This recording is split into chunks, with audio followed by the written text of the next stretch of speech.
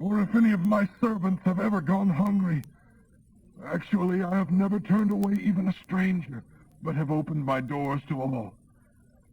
Or if, like Adam, I have tried to hide my sins, fearing the crowd and its contempt, so that I refuse to acknowledge my sin and do not go out of my way to help others. Oh, that there were someone who would listen to me and try to see my side of this argument. Look, I will sign my signature to my defense. Now let the Almighty show me that I am wrong. Let Him approve the indictments made against me by my enemies. I would treasure it like a crown. Then I would tell Him exactly what I have done and why. My defense, as one He listens to. Or if my land accuses me because I stole the fruit it bears, or if I have murdered its owners to get their land for myself, then let thistles grow on that land instead of wheat, and weeds instead of barley. Job's words are ended. Chapter 32. The three men refused to reply further to Job because he kept insisting on his innocence. Then Elihu, son of Barachel, the Buzite of the clan of Ram, became angry because Job refused to admit he had sinned and to acknowledge that God had just cause for punishing him. But he was also angry with Job's three friends because they had been unable to answer Job's argument. Had condemned him. Elihu had waited until now to speak because the others were older than he. But when he saw that they had no further reply, he spoke out angrily and said, I am young and you are old, so I held back and did not dare to tell you what I think, for those who are older are said to be wiser. But it is not mere age that makes men wise. Rather, it is the spirit in a man, the breath of the Almighty, which makes him intelligent. So listen to me a while and let me express my opinion. I have waited all this time, listening very carefully to your arguments, but not one of them has convinced Job that he is a sinner or has proved that he is. And don't give me that line about only God can convince the sinner of his sin. If Job had been arguing with me, I would not answer with the... You sit there baffled with no further replies. Shall I then continue to wait when you are silent? No, I will give my answer too, for I am pent up and full of words, and the spirit within me urges me on. I am like a wine cask without a vent. My words are ready to burst out. I must speak to find relief, so let me give my answers. Don't insist that I be cautious lest I insult someone, and don't make me flatter anyone. Let me be frank, lest God should strike me dead. Chapter 33. Please listen, Job, to what I have to say. I have begun to speak, now let me continue. I will speak the truth with all sincerity, for the Spirit of God has made me, and the breath of the Almighty... Don't hesitate to answer me if you can. Look, I am the one you were wishing for. Someone to stand between you and God and to be both His representative and yours. You need not be frightened of me. I am not some person of renown to make you nervous and afraid. I, too, am made of common clay. You have said it in my hearing. Yes, you've said it again and again. I am pure. I am innocent. I have not sinned. You say God is using a fine-toothed comb to try to find a single fault, and so to count you as His enemy. And He puts my feet in the stocks, you say, and watches every move I make. All right, here is my reply. In this very thing you have sinned by speaking of God that way. For God is greater than man. Against Him just because He does not give account to you of what He does. For God speaks again and again, in dreams, in visions of the night, when deep sleep falls on men as they lie on their beds. He opens their ears in times like that, and gives them wisdom and instruction, causing them to change their mind, and keeping them from pride, and warning them of the penalties of sin, and keeping them from falling into some trap. Or God sends sickness and pain, even though no bone is broken, so that a man loses all taste and appetite for food, and doesn't care for even the daintiest dessert. He becomes thin, mere skin and bones, and draws near to death. But if a messenger from heaven is there to intercede for him as a friend, to show him what is right, then God says, Set him free. Do not make him die, for I have found a substitute.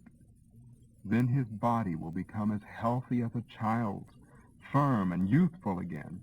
And when he prays to God, God will hear and answer and receive him with joy and return him to his duties. And he will declare to his friends, I have sinned, but God let me go. He did not let me die. I will go on living in the realm of light. Yes, God often does these things for man, brings back his soul from the pit so that he may live in the light of the living. Mark this well, O Job. Listen to me, and let me say more. But if you have anything to say at this point, go ahead. I want to hear it, for I edify you. But if not, then listen to me. Keep silence, and I will teach you wisdom. Chapter 34. Elihu continued, Listen to me, you wise men. We can choose the sounds we want to listen to. We can choose the taste we want in food, and we should choose to follow what is right. But first of all, we must define among ourselves what is good. For Job has said, I am innocent, but God says I'm not. I am called a liar, even though I am innocent. I am horribly punished, even though I have not sinned. Who else is as arrogant as Job? He must have spent much time with evil men, for he said, Why waste time trying to please God? Listen to me, you with us. Surely everyone knows that God doesn't sin. Rather, he punishes the sinners. There is no truer statement than this. God is never wicked or unjust. He alone has authority over the earth and dispenses justice for the world. If God were to withdraw his spirit, all life would disappear and mankind would turn again to dust. Listen now and try to understand. Could God govern if he hated justice? Are you going to condemn the Almighty Judge? Are you going to condemn this God who says to kings and nobles, You are wicked and unjust? For he doesn't care how great a man may be, and doesn't pay any more attention to the rich than to the poor. He made them all. In a moment they die, and at midnight great and small shall suddenly pass away by no human hand. For God carefully watches the goings-on of all mankind. He sees them all. No darkness is thick enough to hide evil men from his eyes, so there is no need to wait for some great crime before a man is called before God in judgment. Without making a federal case of it, God simply shatters the greatest of men and puts others in their place. He watches what they do, and in a single night he overturns them, destroying them, or openly strikes them down as wicked men, for they turned aside from following him, causing the cry of the poor to come to the attention of God. Yes, he hears the cries of those being oppressed.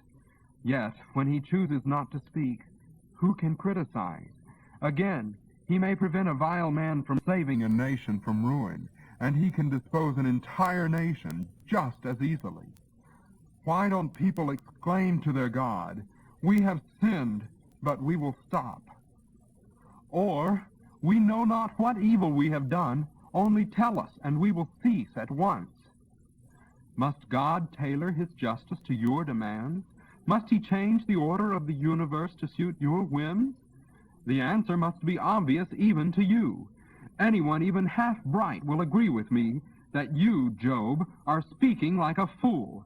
You should be given the maximum penalty for the wicked way you have talked about God. For now you have added rebellion, arrogance, and blasphemy to your other sins. Chapter 35. continued, Do you think it is right for you to claim, I haven't sinned, but I am no better off before God than if I had? I will answer you and all your friends, too. Look up there into the sky, high above you. If you sin, does that shake the heavens and knock God from his throne? Even if you sin again and again, what effect will it have upon him? Or if you are good, is this some great gift to him? Your sins may hurt another man, or your good deeds may profit him. The oppressed may shriek beneath their wrongs and groan beneath the power of the rich. Yet none of them cry to God, asking, "Where is God, my Maker, who gives songs in the night and makes us a little wiser than the animals and birds?" But when anyone does Question to him, he never replies by instant punishment of the tyrants. But it is false to say he doesn't hear those cries, and it is even more false to say that he doesn't see what is going on. He does bring about justice at last, if you will only wait.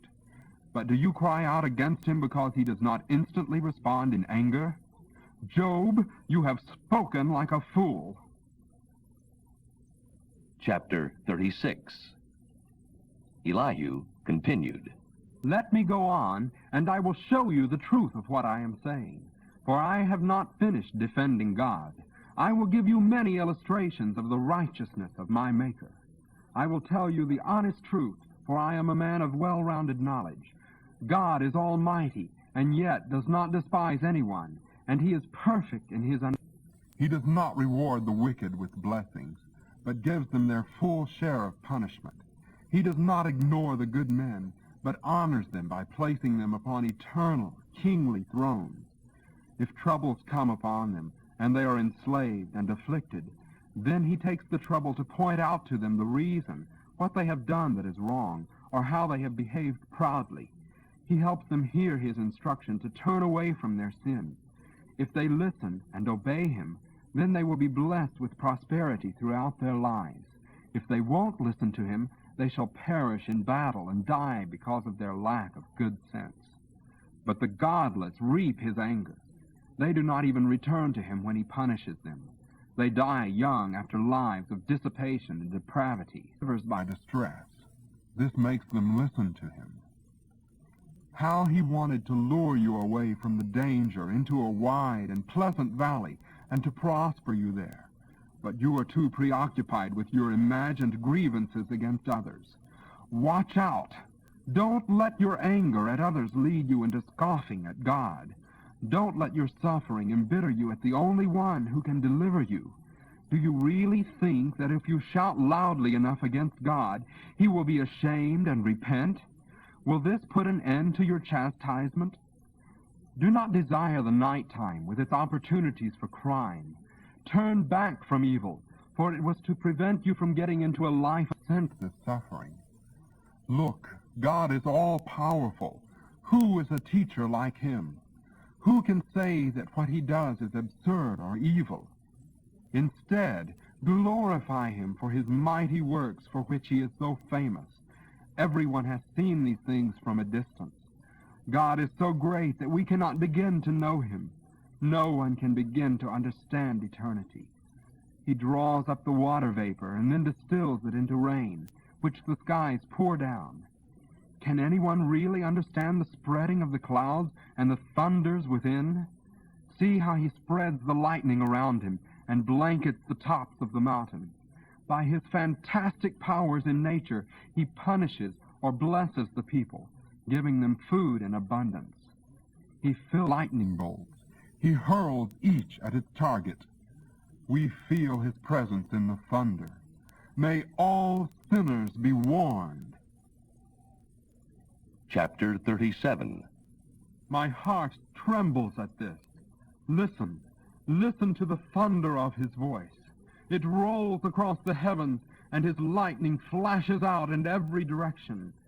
Afterward comes the roaring of the thunder, the tremendous voice of his majesty. His voice is glorious in the thunder. We cannot comprehend the greatness of his power. For he directs the snow, the showers, and storm to fall upon the earth. Man's work stops at such a time, so that all men everywhere may recognize his power. The wild animals hide in the rocks or in their... From the south comes the rain, from the north the cold. God blows upon the rivers, and even the widest torrents freeze. He loads the clouds with moisture, and they send forth his lightning. The lightning bolts are directed by his hand, and do whatever he commands throughout the earth. He sends the storms as punishment, or in his loving kindness to encourage. Listen, O Job, stop and consider the wonderful miracles of God.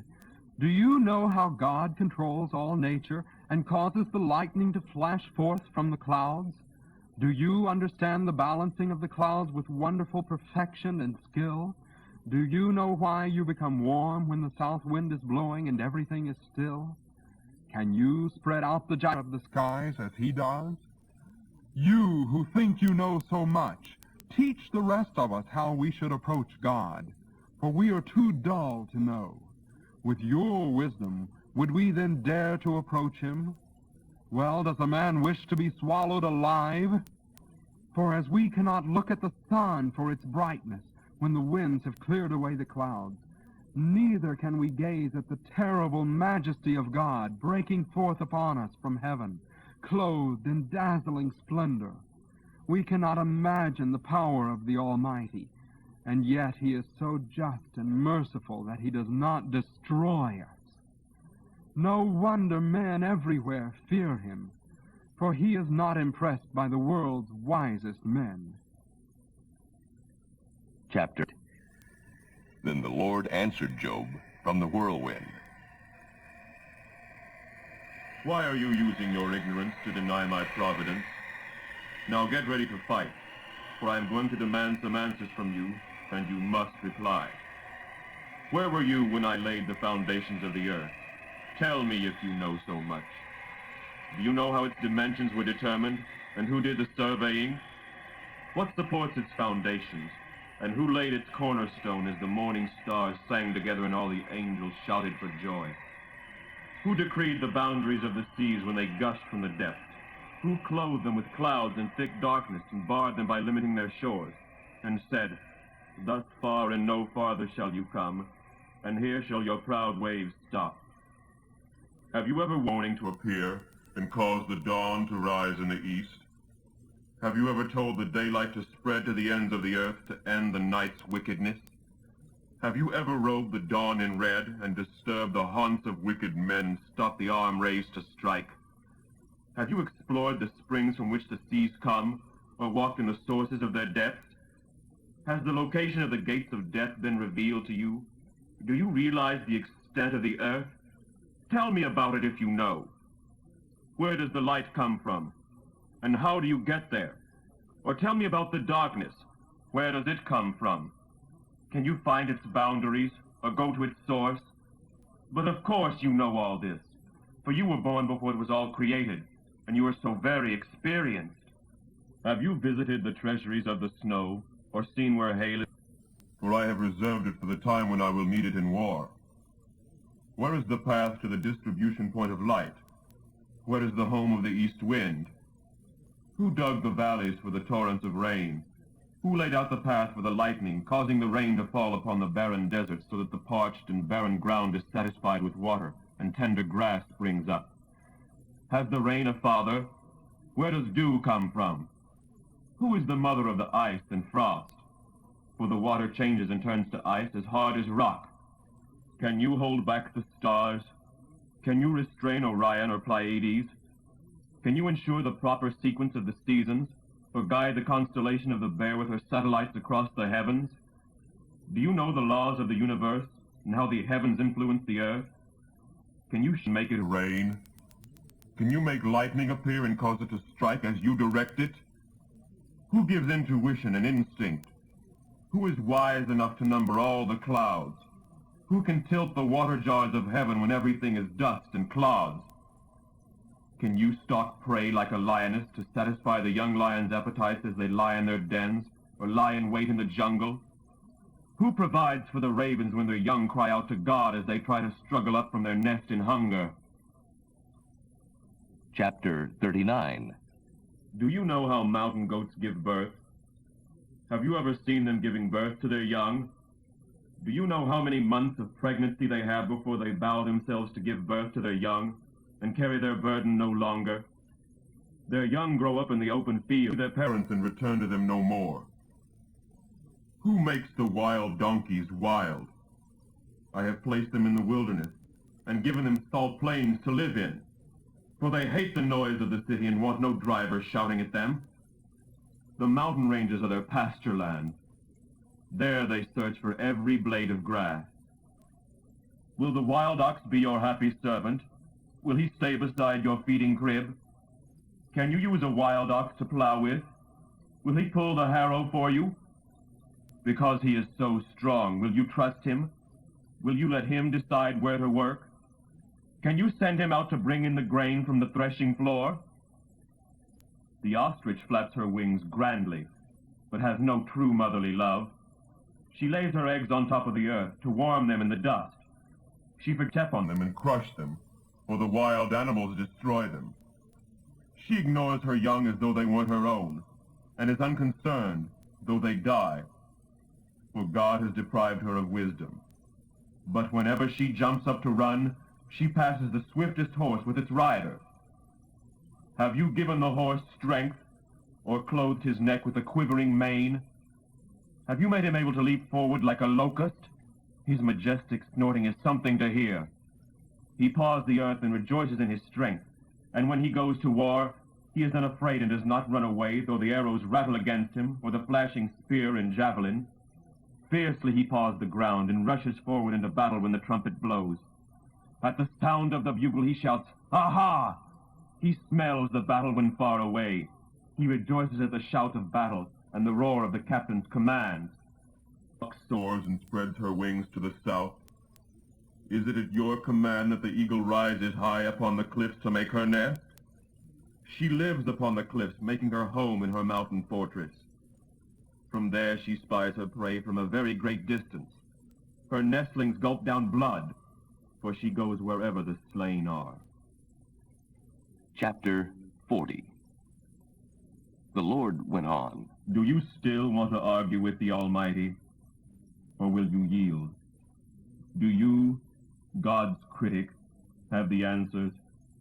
Then Job replied to God, I am nothing. How could I ever find the answers? I lay my hand upon my mouth in silence. I have said too much already. Then the Lord said, From the whirlwind. Stand up like a man and brace yourself for battle. Let me ask you a question and give me the answer. Are you going to discredit my justice and condemn me so that you can say you were right? Are you as strong as God, and can you shout as loudly as he? All right then, put on your robes of state, your majesty and splendor. Give vent to your anger. Let it overflow against the proud. Humiliate the haughty with a glance. Tread down the wicked where they stand. Knock them into the dust, stone-faced in death. If you can do that, then I'll agree with you that your own strength can save you. Take a look at the behemoth. I made him too, just as I made you. He eats grass like an ox. See his powerful loins and the muscles of his belly. His tail is as straight as... The sinews of his thighs are tightly knit together. His vertebrae lie straight as a tube of brass. His ribs are like iron bars. How ferocious he is among all of God's creation. So let whoever hopes to master him bring a sharp sword. The mountains offer their best food to him, the other wild animals on which he preys. He lies down under the lotus plants, hidden by the reeds, covered by their shade among the willows there beside the stream. He is not disturbed by raging rivers, not even when the swelling Jordan rushes down upon him. No one can catch him off guard or put a ring in his nose and lead him away. Chapter 41. Can you catch Leviathan with a hook and line, or put a noose around his tongue? Can you tie him with a rope through the nose or pierce his jaw with a spike? Will he beg you to desist from your intentions? Will he agree to let you make him your slave for life? Can you make a pet of him like a bird, or give him to your little girls to play with? Do fishing partners sell him to the fishmongers? Will his hide be hurt by darts, or his head with the harpoon? If you lay your hands upon him, you will long remember the battle that ensues, and you will never try it again. No, it's useless to try to capture him. It is frightening even to think about it. No one dares to stir him up, let alone try to conquer him. And if no one can stand before him, who can stand before me? I owe no one anything. Everything under the heaven is mine. I should mention, too, the tremendous strength in his limbs and throughout his enormous frame. Who can penetrate his hide, or who dares come within reach of his jaws? for his teeth are terrible. His overlapping scales are his pride, making a tight seal so no air can get between them, and nothing can penetrate. When he sneezes, the sunlight sparkles like lightning across the vapor droplets. His eyes glow like sparks. Fire leaps from his mouth. Smoke flows from his nostrils like steam from a boiling pot that is fired by dry rushes. Yes, his breath would kindle coals. Flames leap from his mouth. The tremendous strength in his neck strikes terror wherever he goes. His flesh is hard and firm, not soft and fat. His heart is hard as rock, just like a millstone. When he stands up, the strongest are afraid. Terror grips them. No sword can stop him, nor spear, nor dart, nor pointed shaft. Iron is nothing but straw to him, and brass is rotten wood, cannot make him flee. Sling stones are as ineffective as straw. Clubs do no good, and he laughs at the javelins hurled at him. His belly is covered with scales as sharp as shards. He drags across the ground like a steamroller. He makes the water boil with his commotion. He churns the depths. He leaves a shining wake of froth behind him. One would think the sea was made of frost. There is nothing else so fearless anywhere on earth. Of all the beasts, he is the proudest, monarch of all that he sees. Chapter 42. Then Job replied to God, I know that you can do anything, and that no one can stop you. You ask who it is who is so foolishly denied your providence. I was talking about things I knew nothing about and did not understand, things far too wonderful for me. You said, listen and I will speak. Let me put the questions to you. See if you can answer them.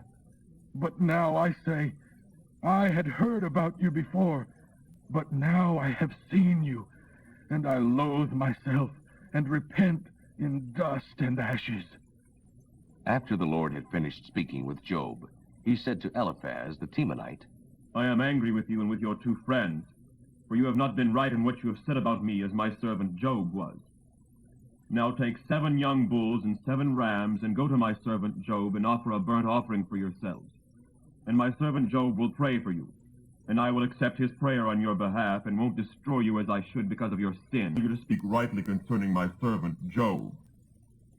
So Eliphaz the Temanite, and Bildad the Shuhite, and Zophar the Naamathite did as the Lord commanded them, and the Lord accepted Job's prayer on their behalf. Then, when Job prayed for his friends, the Lord restored his wealth and happiness. In fact, the Lord gave him twice as much as before.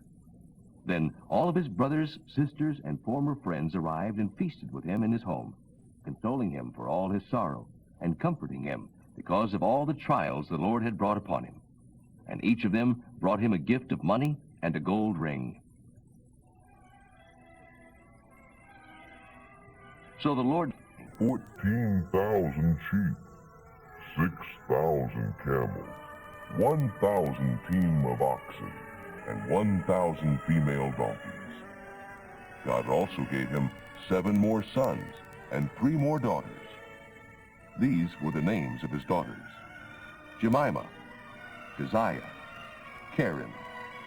And in all the land there were no other girls as lovely as the daughters of Job. And their father put them into his will, along with their brothers. Job lived 140 years after that, living to see his grandchildren and great-grandchildren too. Then, at last, he died, an old, old man, after living a long, good life.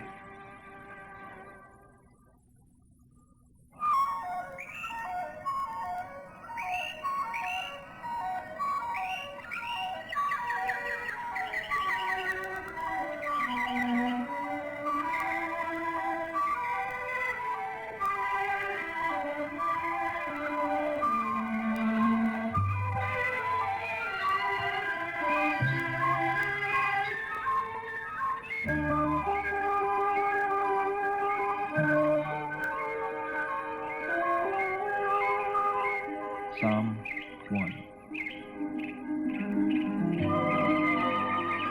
Oh, the joys of those who do not follow evil men's advice, who do not hang around with sinners, scoffing at the things of God. But they delight in doing every wants them to, And day and night are always meditating on his laws and thinking about ways to follow him more closely.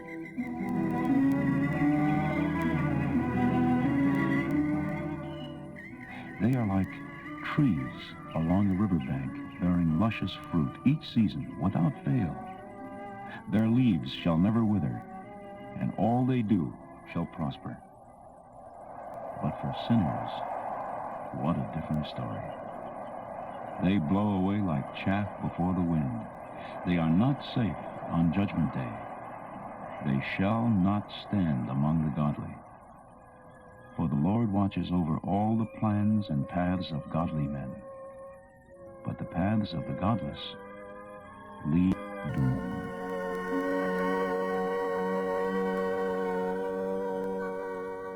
Psalm 2. What fools the nations are to rage against the Lord. How strange that men should try to outwit God. For a summit conference of the nations has been called to plot against the Lord and his Messiah, Christ the King. Come, let us break his chains, they say, and free ourselves from all this slavery to God. But God in heaven merely laughs. He is amused by all their puny plans. And then in fierce fury, he rebukes them and fills them with fear. For the Lord declares, "This is the King of, and I have enthroned him in Jerusalem, my holy city."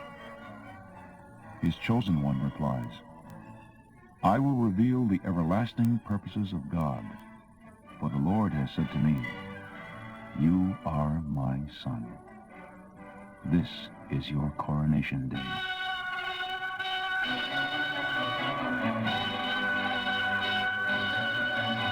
Today, I am giving you your glory.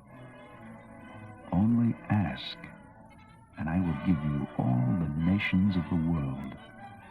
Rule them with an iron rod. Smash them like clay pots. Oh, kings and rulers of the earth, listen while there is time. Lord, with reverent fear, rejoice with trembling. Fall down before his Son and kiss his feet before his anger is roused and you perish. I am warning you.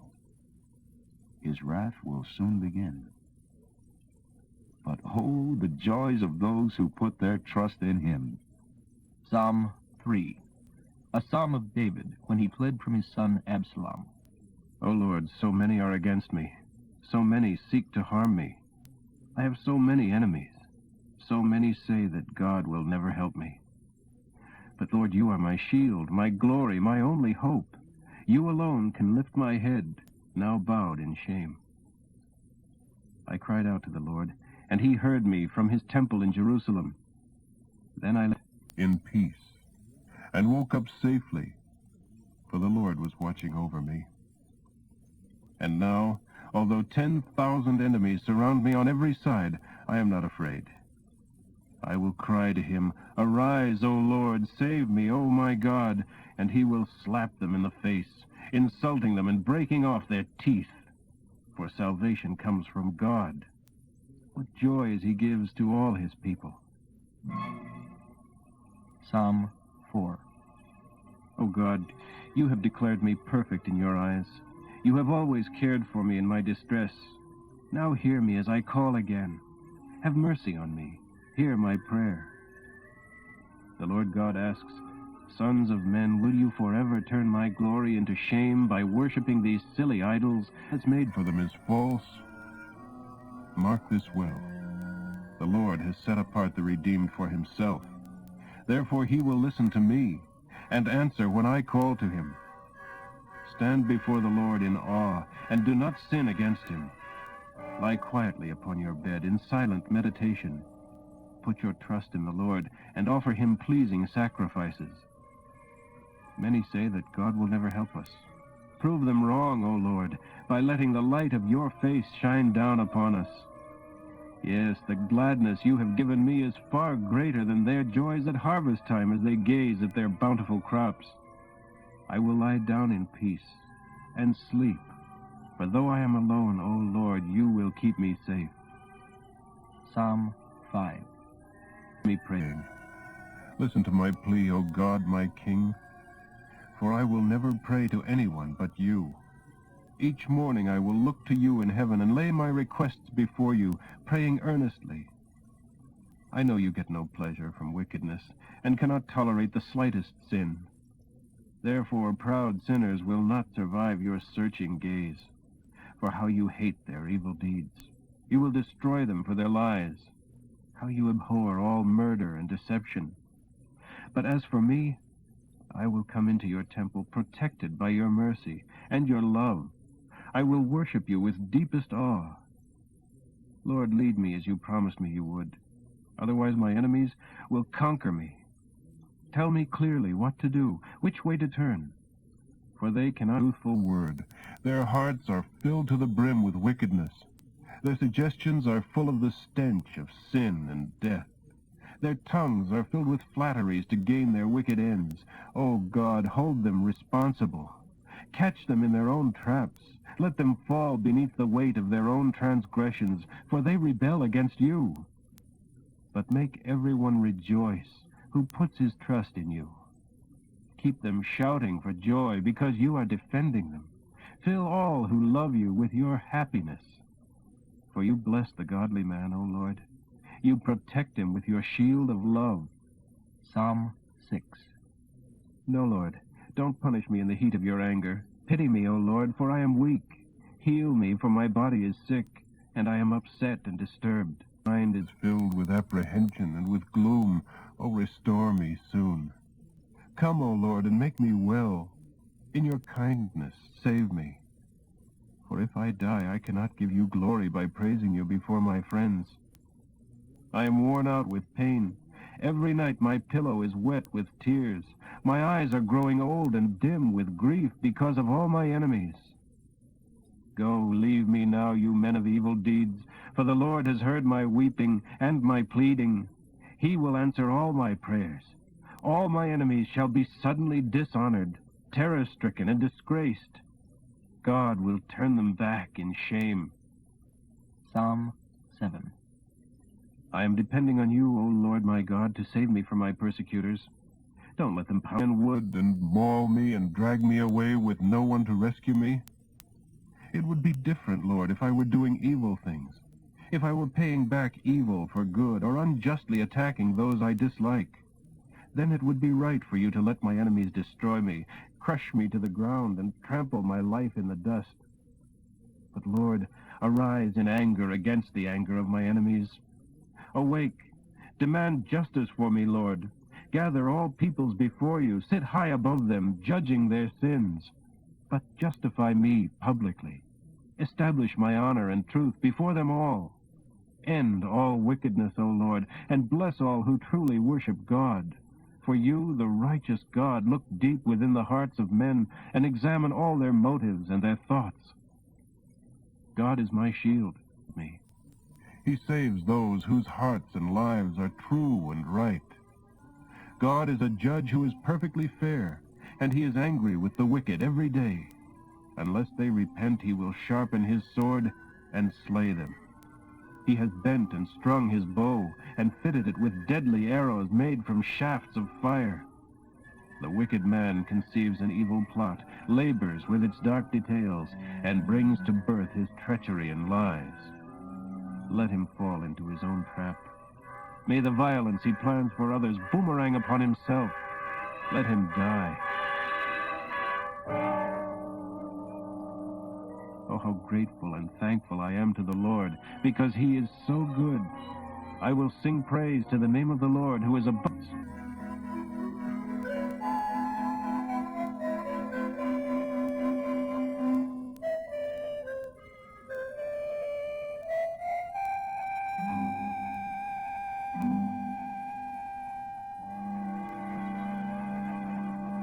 Psalm 8. O Lord our God, the majesty and glory of your name fills all the earth. and overflows the heavens. You have taught the little children to praise you perfectly. May their example shame and silence your enemies. When I look up into the night skies and see the work of your fingers, the moon and the stars you have made, I cannot understand how you can bother with mere puny man to pay any attention to him. And yet, only a little lower than the angels, and placed a crown of glory and honor upon his head. You have put him in charge of everything you made. Everything is put under his authority, all sheep and oxen, and wild animals too, the birds and fish, and all the life in the sea. O Jehovah, our Lord, the majesty and glory of your name fills the earth. Psalm 9. O Lord, I will praise you with all my heart and tell everyone about the marvelous things you do. I will be glad, yes, filled with joy because of you. I will sing your praises, O all gods. My enemies will fall back and perish in your presence. You have vindicated me. You have endorsed my work, declaring from your throne that it is good. You have rebuked the nations and destroyed the wicked, blotting out their names forever and ever. O enemies of mine, you are doomed forever. The Lord will destroy your cities. Even the memory of them will disappear. But the Lord lives on forever. He sits upon his throne to judge justly the nations of the world. All who are oppressed may come to him. He is a refuge for them in their times of trouble. All those who know your mercy, Lord, will count on you for help. For you have never yet forsaken those who trust in you. Sing out your praises to the God who lives in Jerusalem. Tell the world about his unforgettable deeds. He who avenges murder has an open ear to those who cry to him for justice. He does not ignore the prayers of men in trouble when they call to him for help. And now, O Lord, have mercy on me. See how I suffer at the hands of those who hate me. Lord, snatch me back from the jaws of death. Save me, so that I can praise you publicly before all the people at Jerusalem's gates, and rejoice that you have rescued me. The nations fall into the pitfalls they have dug for others. The trap they set has snapped on them. The Lord is famous for the way he punishes the wicked. The wicked shall be sent away to hell. This is the fate of all the nations forgetting the Lord. For the needs of the needy shall not be ignored forever. The hopes of the poor shall not always be crushed. O Lord, arise and judge and punish the nations. Don't let them conquer you. Make them tremble in fear. Put the nations in their place until at last they know they are but puny men.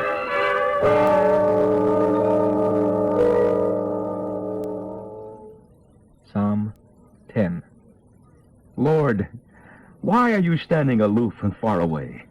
Why do you hide when I need you the most? Come and deal with all these proud and wicked men who viciously persecute the poor. Pour upon these men the evil of others.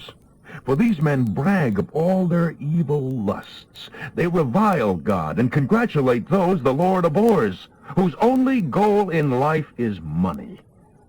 These wicked men, so proud and haughty, seem to think that God is dead. They wouldn't think of looking for him. Yet there is success in everything they do, and their enemies fall before them. They do not see your punishment awaiting them. They boast that neither God nor man can ever keep them down. Somehow they'll find a way.